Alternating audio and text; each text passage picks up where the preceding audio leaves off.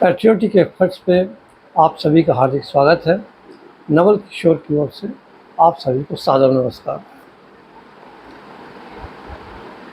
इस्लाम से संबंधित यह वीडियो है, इसलिए मैं यह भी कहना चाहूँगा कि अस्सलाम वालेकुम और या इलाही इल्लल्लाह मुहम्मदुर रसूलुल्लाह। तो हम लोग बात पहले करें मोमिन, मुस्लिम और मुर्तद की। इस्लाम के सारे तौर तरीक़ों के अनुसार जो मुस्लिम अपना जीवन व्यतीत करता है, यानी 5 बार नमाज पढ़ता है, रमज़ान के महीने में पूरे 30 दिन तक रोज़ा रखता है, ईद मनाता है, ज़कात देता है, उम्रा करता है और भी कई तरह की चीज़ें हैं, तो इनको मोमिन कहते हैं। और इसमें थोड़ी बहुत छूट लेकर के कुछ किया कुछ नहीं किया, और नमाज कभी पढ़ लिया कभी नहीं पढ़ा, और रोज़ा 1 रख लिया या 2 रख लिया, तो इस ढंग से जो लोग करते हैं वो मुस्लिम कहलाते हैं। और एक है मुर्तद। इस्लाम में ये एक बड़ी गाली है किसी को मुर्तद करना। मुर्तद वो होते हैं जिनको कहा जाता है कि वह इस्लाम छोड़कर चला गया, अब वह इस्लाम में नहीं रहा, इनको मुर्तद कहते हैं। तो इन तीनों बातों को हमें ध्यान में रखना है। जिनको हाल तक मुर्तद कहा जाता था इस्लामिक पद्धति में, वो लोग अब अपने आप को एक्स मुस्लिम या पूर्व मुस्लिम कहने लगे। तो बात को आगे बढ़ाते हुए अभी कुछ महीनों से यूसीसी यानी सामान्य नागरिक संहिता की बात चली है, जिसका मुस्लिम नेताओं और इमामों, मौलवियों, मौलानाओं ने काफ़ी ज़ोर का विरोध किया है, काफ़ी तेज़ प्रतिक्रिया जाहिर की है। जबकि जो आम पढ़े लिखे मुस्लिम हैं वो इस बात से चिढ़ गए हैं कि इसका विरोध क्यों हो रहा है, ये हम सभी के भलाई के लिए है, तो हम सभी का परिवार इससे बेहतर होगा, परिवार की स्थिति बेहतर बनेगी। लेकिन नेताओं के सामने में और ये मौलवी, मौलाना और इमामों के सामने में अपनी बात को स्पष्ट रूप से कहना, ज़ोर से कहना फ़िलहाल उनके लिए संभव नहीं है। लेकिन ये जो लोग हैं इस्लामिक समाज में, कुछ लोग तो ऐसे हैं जो धनी मानी हैं और उनमें राजनीतिक सियासती महत्वाकांक्षा है। जो इमाम, मौलाना, मौलवी हैं, ये अपने एक ढर्रे पे अपने को पावरफुल मानते हैं और जीवन के सारे सुख भोगते हैं और कुछ मनमानी भी इनकी चलती है। तो ये लोग तो अपने ढर्रे पे चलते हैं, साथ मिले हुए होते हैं। और बाकी बहुत सारे जो गरीब लोग हैं उनको समय के मुताबिक 500-1000 रुपया दे करके उनसे अपने मनमाफिक काम भी करवा लेते हैं, जैसे पत्थर फेंकवा देना, गोली चलवा देना, डंडे चलवा देना, रैली करवा देना, शोर करवा देना। और कुछ ऐसे लोग भी हैं जो सोचते हैं कि हम कुछ बड़ा कारनामा कर दें ऐसे समय में, ताकि हम भी प्रमुख नेताओं के बीच में आने जाने लायक हो जाए। और पाँचवा ग्रुप वो है जो यह सोचता है कि शांतिपूर्वक अपनी ज़िंदगी जी लें अपने परिवार के साथ, और जीवन में जो भी सुख उपलब्ध है उसको हम भी भोगें, सभी के साथ शांति के साथ रहें, किसी के साथ हमारी दुश्मनी ना हो। तो ये 5 तरह के लोग उसमें होते हैं। तो अभी 1-2 दिन पहले ही दैनिक जागरण में एक वरिष्ठ पत्रकार और प्राध्यापक भी हैं राजनीति शास्त्र के, श्री शंकर सरन जी, उन्होंने एक बड़ा सा आलेख लिखा है उस लेख को लिखने के बाद मैं काफ़ी प्रेरित हुआ और बहुत सारी बातों को ध्यान में लाने लगा, और उन्हीं बातों को ध्यान में लाते लाते एक संकलन बना जिसको मैं आप सभी के सामने में प्रस्तुत करने जा रहा हूँ। तो समान नागरिक संहिता जो है, इसमें कई समझदार भारतीय मुसलमानों को लग रहा है कि जो हमारे नेता और मौलाना इमाम हैं, ये हमारे सुख दुख से कोई मतलब नहीं रखते, ये सिर्फ अपना सोचते हैं, अपना स्टेटस बनाए रखने के लिए इस्लाम में जो आम बंदे हैं उनकी उपेक्षा करते हैं, और इस कारण उन लोगों का इन लोगों से मोह भंग होने लगा। अभी भारत में अनेक एक्स मुस्लिम चैनल चल रहे हैं, जैसे कि ex Muslim Sahir official, Zafar heretic, Adam seeker, सच वाला, ऐसे करके बहुत सारे यूट्यूब चैनल्स हैं जो एक्स मुस्लिम्स का है। वो गर्व से बोलते हैं कि हाँ हम एक्स मुस्लिम हैं और हम इस्लाम को अच्छी तरह जान चुके हैं, और जिसको कोई भी कन्फ्यूजन है वो हमसे बात करके अपने कन्फ्यूजन को दूर कर सकता है। तो इन चैनलों के प्रति भी बहुत सारे मुस्लिम युवक युवतियों और यहाँ तक कि प्रौढ़ स्त्री पुरुषों का भी आकर्षण बढ़ने लगा है। वो लोग भी इस चैनल को सुनने लगे हैं और इनकी बातें समझने की कोशिश करने लगे हैं।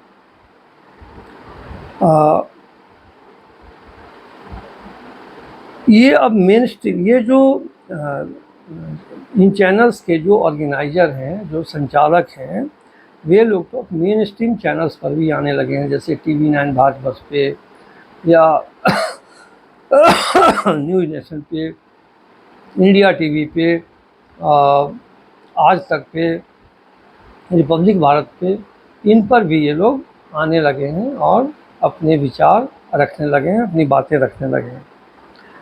इनके फॉलोअर्स की संख्या काफ़ी तेज़ी से बढ़ रही है। विश्व के कई देशों में यह मुहिम प्रबल हो चुका है। सिर्फ भारत में ही नहीं बल्कि विश्व के अन्य देशों में भी इस तरह के चैनल्स चल रहे हैं, चाहे वो पाकिस्तान हो, बांग्लादेश हो, इंडोनेशिया हो, सऊदी अरबिया हो, यूनाइटेड अरब अमीरात हो, अमेरिका हो, इंग्लैंड हो, जर्मनी हो, कनाडा हो। तो ऐसे लगभग सभी देशों में एक्स मुस्लिम चैनल्स चलने लगे। आप लोगों ने अली सीना द्वारा लिखित एक पुस्तक है अंडरस्टैंडिंग मोहम्मद, उसको भी आप लोगों ने पढ़ा होगा। 200-250 पेज की किताब है। शायद कई देशों में वो बैन भी हो चुकी है, लेकिन गूगल पर अवेलेबल है। आप उसको पढ़ना चाहें तो उस पर पढ़ सकते हैं। यह भी एक तरह से एक्स मुस्लिम चैनल का सपोर्ट करने वाली किताब है। वैसे ही हमारे सिया वक्फ बोर्ड के जो पहले चेयरमैन थे वसीम रिजवी साहब, जो अब जितेंद्र नारायण सिंह बन गए हैं, उन्होंने भी एक इस तरह की पुस्तक लिखी है जिसको हो सकता है कि आप लोगों में से बहुत लोगों ने पढ़ा होगा। तो पूरे विश्व में ऐसी अनेक पुस्तकें लिखी जा रही हैं और लिखी जा चुकी हैं। खुले दिमाग वाले मुसलमानों पर इनका गहरा असर पड़ रहा है। ऐसी किताबें गूगल पर भी उपलब्ध हैं। कुछ एक्स मुस्लिम समूहों को तो 16 लाख तक सदस्य या फॉलोअर मिल गए। इंटरनेट के कारण दुनिया के किसी भी कोने में रह रहे मुस्लिम को हर बात खुद देखने परखने की सुविधा मिल चुकी है। कट्टर मुस्लिम देशों के मुस्लिमों पर भी तेज़ी से इसका असर पड़ रहा है। इंटरनेट की मदद से खोजी मुस्लिमों ने मूल इस्लामी स्रोतों को खंगाला, उनकी विसंगतियों, अंतर्विरोधों और मनमाने दावों को मूल पुस्तकों, सर्वमान्य विवरणों से ही खंडित किया। दुनिया भर के उलेमा, मरकज़, मदरसे और इमाम उनके तर्कों के समक्ष निरुत्तर हो जा रहे हैं, उनके पास कोई जवाब नहीं हो रहा है। जब वो बौखलाते हैं तो अनाप शनाप बकने लगते हैं। आरजू काज़मी ने आरजू काज़मी का नाम सुना होगा आपने। वो पाकिस्तान की एक मशहूर पत्रकार हैं, बुद्धिजीवी हैं, और चीज़ों को तर्क की कसौटी पर रख कर के ही सोचती हैं, बात करती हैं। तो उन्होंने एक भारतीय मौलाना साजिद रशीदी से बात की थी इस्लाम पर, और साजिद रशीदी ने कुछ ऐसी बातें कहीं जिस पर सभी हंस पड़े और वो बेवकूफ़ साबित हुए। नाइक के फॉलोअर्स भी तेज़ी से कम होते जा रहे हैं। जाकिर नाइक की बात हो रही है। जाकिर नाइक के फॉलोअर्स भी तेज़ी से कम होते जा रहे हैं। वह भी अब प्रबुद्ध एक्स मुस्लिमों के साथ खुले वाद विवाद करने में हिचक रहे हैं, कतराते हैं। पहले मूल इस्लामी स्रोतों को पढ़ने जानने वाले लोग नगण्य थे, उनकी संख्या बहुत कम थी, लेकिन आज वे भारी संख्या में हैं। अब अरबी फारसी जानने वाले तथा मुल्ला मौलवियों के सभी तर्कों कहानियों को या से परिचित मुस्लिम ही उन्हें चुनौती दे रहे हैं। बिना अरबी जाने या बिना मदरसे में पढ़े कोई इस्लाम को नहीं समझ सकता, या कुरान की आयतें कठिन हैं, ऐसी पुरानी दलीलें इन नए पढ़े लिखे मुस्लिम लोगों के सामने में बेमानी साबित हो रही हैं। काहिरा यानी मिस्र, जिसको इजिप्ट कहते हैं, तो इजिप्ट की राजधानी काहिरा है। काहिरा के विश्व प्रसिद्ध विश्वविद्यालय अल अजहर ने हाल में ही कहा है कि मुस्लिम स्त्रियों का हिजाब या बुर्का अरबी परंपरा है, न कि इस्लामी। बुर्का और हिजाब की परंपरा इस्लाम पैदा होने से बहुत बहुत पहले से अरब में मौजूद थी। इससे पता चलता है कि शीर्ष इस्लामी अकादमियाँ अपना सूर बदल रही हैं और कट्टरता वाली दलीलें कमज़ोर पड़ रही हैं।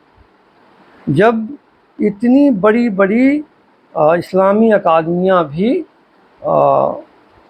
इस्लामी परंपराओं का छिद्रान्वेषण करना शुरू करेंगी तो बातें आगे तक तो जाएंगी। इसी तरह जॉर्डन के औकाफ मंत्रालय के शेख रहे यूसुफ अबू खलफ कहते हैं, मैं 5 वर्ष तक अनेक शेखों और इमामों को मैं 5 वर्ष तक इमाम रहा।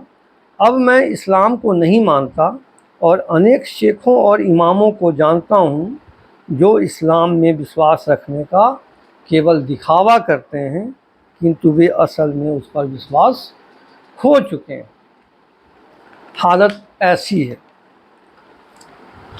और सुव्यवस्थित विधि से ये सब काम चल रहा है। वस्तुतः इस्लामी किताबों और मौलानाओं की बातें इतने अंतर्विरोधों से भरी हैं कि जागृत मुसलमान का उन पर से विश्वास उठने लगा है। जैसे कुरान में लिखा है कि जिसे अल्लाह अनुमति दे वही इस्लाम में विश्वास कर सकता है। इससे इस्लाम छोड़ने वाला एक्स मुस्लिम या इस्लाम को न मानने वाला काफिर स्वतः निर्दोष ठहरता है, क्योंकि यह तो अल्लाह की मर्ज़ी से जुड़ा है। तब उसे दोषी कहना या दंडित करना कैसे उचित हो सकता है। इस्लामी प्रचारकों का हमेशा दावा रहा है कि कुरान सदा से एक जैसी सुरक्षित और अपरिवर्तित रही है। अब अनेक मौलाना मानते हैं कि रसूल की मौत के बाद से ही अरब में ही कुरान के कई तरह के पाठ होने लगे थे। उन सभी को मिलाकर तीसरे खलीफा उस्मान ने एक प्रामाणिक पाठ तैयार करने का निश्चय किया। उसमें आयतों के अध्यायों यानी सूरा का क्रम भी बदल दिया गया। कुरान की सभी पुरानी प्रतियों को जलाकर नष्ट भी करवा दिया गया। कई सऊदी लोग इसे उस्मानी कुरान भी कहते हैं। एक एक्स मुस्लिम महिला हातुन ताश ने अरबी भाषा में ही 26 तरह की कुरान होने का दावा किया है और यह भी कहा है कि कई अरब देशों या विभिन्न अरबी संस्करणों में कुरान के पाठों में भिन्नताएं मिलती हैं, अंतर मिलता है। इसके अलावा सैकड़ों प्रामाणिक हदीसें दर्शाती हैं कि मानव समाज, इतिहास, भूगोल, खगोल शास्त्र और जीव विज्ञान संबंधी तमाम इस्लामी मान्यताएं नितांत दोषपूर्ण हैं। उनमें गलतियां हैं, उन पर विश्वास करना कठिन है क्योंकि वे वैज्ञानिक एवं ऐतिहासिक विवरणों पर खरी नहीं उतरते।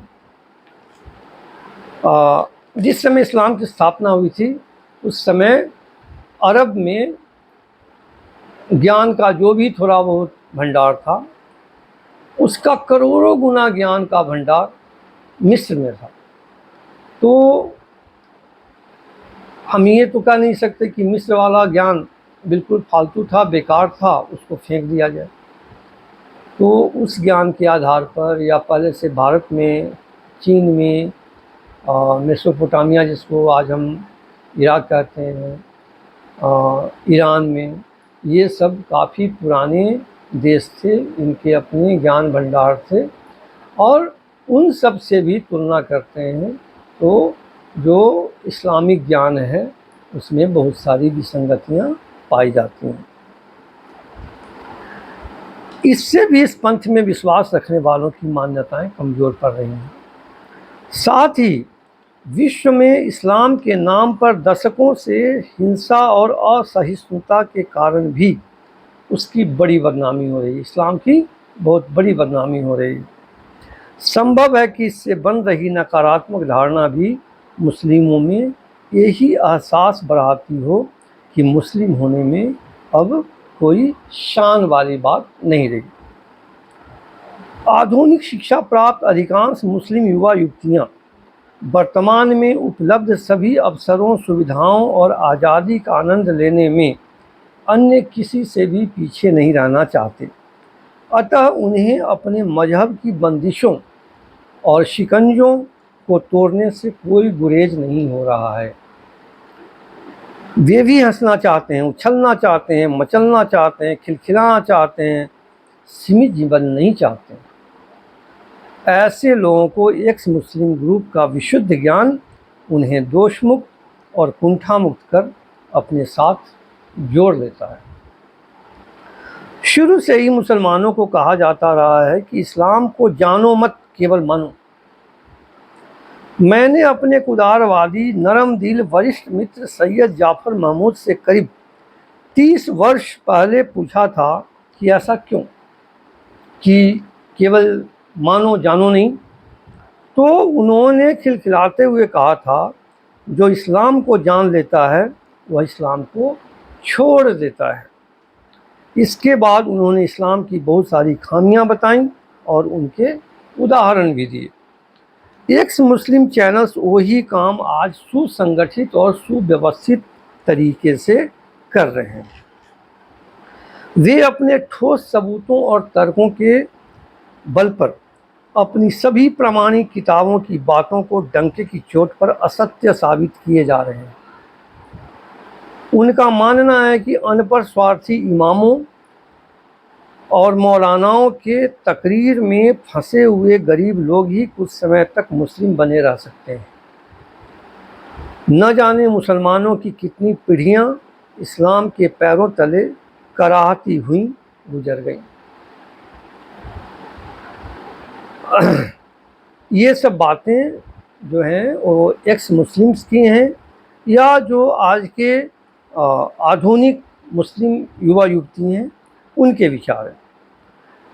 उनका कहना है कि इस्लाम तलवार और आतंक, छल और कपट के दम पर फैला था आज भी कुछ मुस्लिम ग्रुप इस्लाम को बचाने के लिए अपनी पुरानी पद्धति पर चल रहे हैं और लगातार असफल और बदनाम हो रहे हैं। लेकिन जो बीच के आधुनिक शिक्षा प्राप्त मुस्लिम हैं, वे काफ़ी परेशानी महसूस कर रहे हैं। उनको लगता है कि हम ये शासकों, इमामों और पैसे लेकर के जो गरीब लोग उनके पक्ष में फटाफट तैयार हो जाते हैं, उनके बीच में हम पिस रहे हैं, कुछ बोल नहीं पा रहे हैं, कुछ कह नहीं पा रहे हैं। एक्स मुस्लिमों के अनुसार, यानी मुर्तदों के अनुसार, भारत में इस्लाम के कुछ गिने चुने दिन ही रह गए हैं। Pakistan, Bangladesh, Saudi, UAE, Kuwait, Indonesia, Iran, Iraq, Syria, Jordan, मिस्र, लीबिया जैसे प्रमुख मुस्लिम देशों में भी इस्लाम के प्रति मुसलमानों की आस्था काफ़ी क्षीण होती जा रही है। और आपने सुना होगा कि आज तो बांग्लादेश के सिलहट में एक स्कूल प्रिंसिपल ने अपने साथियों के साथ मिलकर कुरान शरीफ की 45 प्रतियां जला दी, जिस पर काफ़ी हंगामा भी हुआ।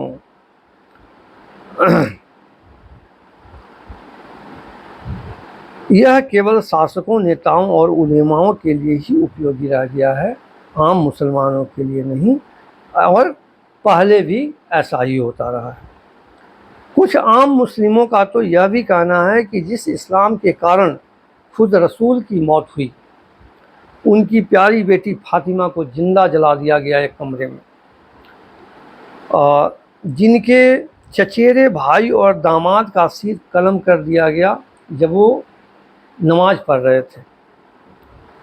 करबला में छोटे नवासे और उसके परिवार,